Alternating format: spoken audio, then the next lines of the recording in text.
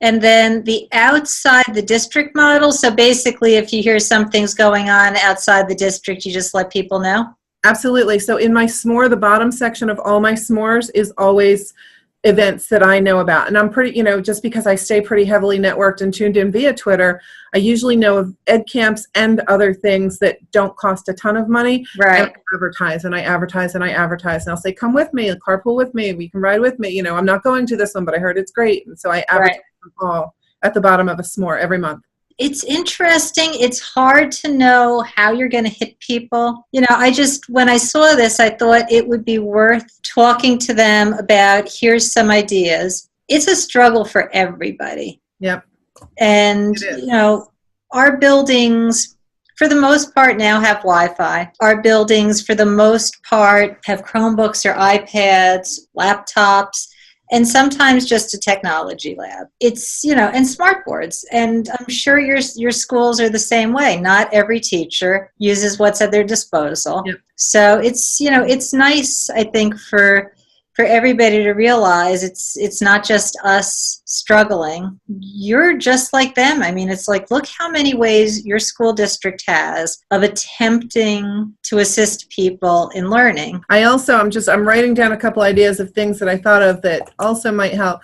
I personally run a separate Facebook page too. So when I have ideas or if I write a blog post or something, it automatically posts to that. That's called Integration Innovation. I can hit a lot of people with that because pretty much everybody is on Facebook. So it shows up in their feed and it's a micro post. You know what I mean? I do. Something. So just having that, even if you had a couple people who were willing to do one and have maybe 3 or 4 people contributing content to it, it's something that shows up in people's feed where they're looking anyway. So that's been okay. Oh, now there's a neat idea too, because if I create one, whoever wants to be a collaborator can be a collaborator on it. Right. And then we can all share the same one Facebook feed with any teacher. That's a neat idea.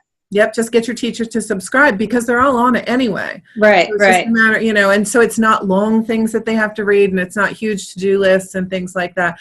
Pineapples are the international symbol of welcome, so it's basically a welcome thing. So it's a big grid that I made mine on a whiteboard, so it's erasable or whatever, and it's got Monday, Tuesday, Wednesday across the top, and then it's got 9 to 10, 10 to 11, time blocks down the left-hand side, and it's big and it's blank.